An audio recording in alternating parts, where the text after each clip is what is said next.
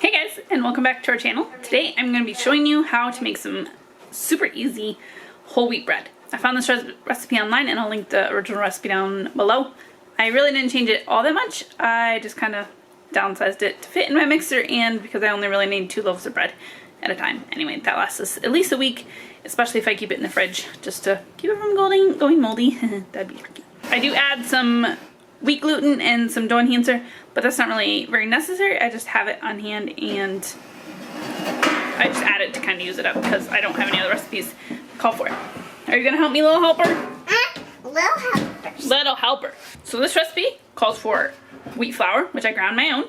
I ground 4 cups of wheat berries for this. I don't think we'll use all of it, but I'll just stick the leftovers in the fridge. Honey, olive oil, yeast, salt.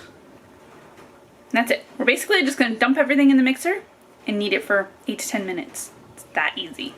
Really, really easy. We make our own flour. We did make our own flour in the Vitamix.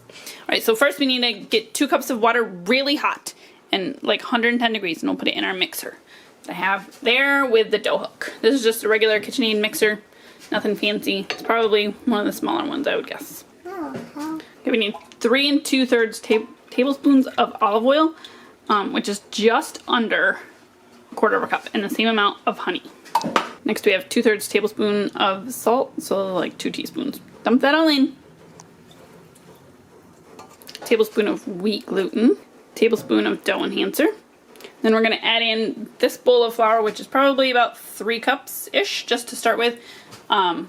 It's 2 cups of wheat berries ground up into flour. Then we're gonna add 2/3 tablespoon of yeast.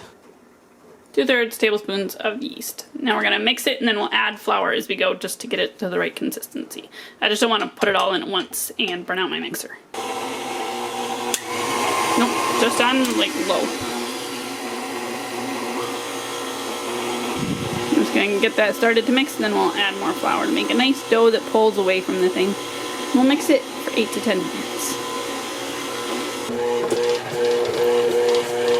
This is what it looks like when it's pretty much done kneading. This has been like 6 minutes and I'm about ready to pull this off. Yep, I have to hold my hand on it to kind of keep it from bouncing all over the place. But it's almost too much dough for my mixer to handle. But see how it's all nice and clean on the sides of the bowl? Added the flour just a little bit at a time to make sure I didn't put in too much, but I also didn't want it sticking to the side of the bowl.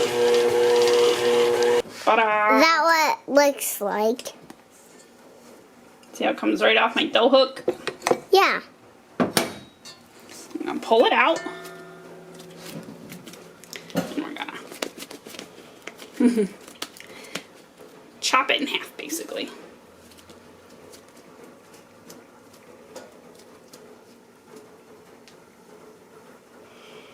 Two loaves.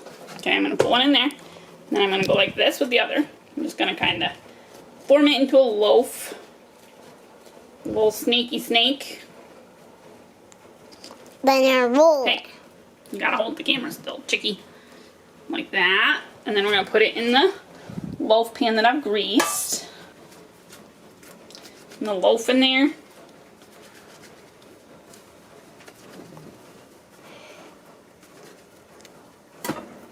Alright, look at that.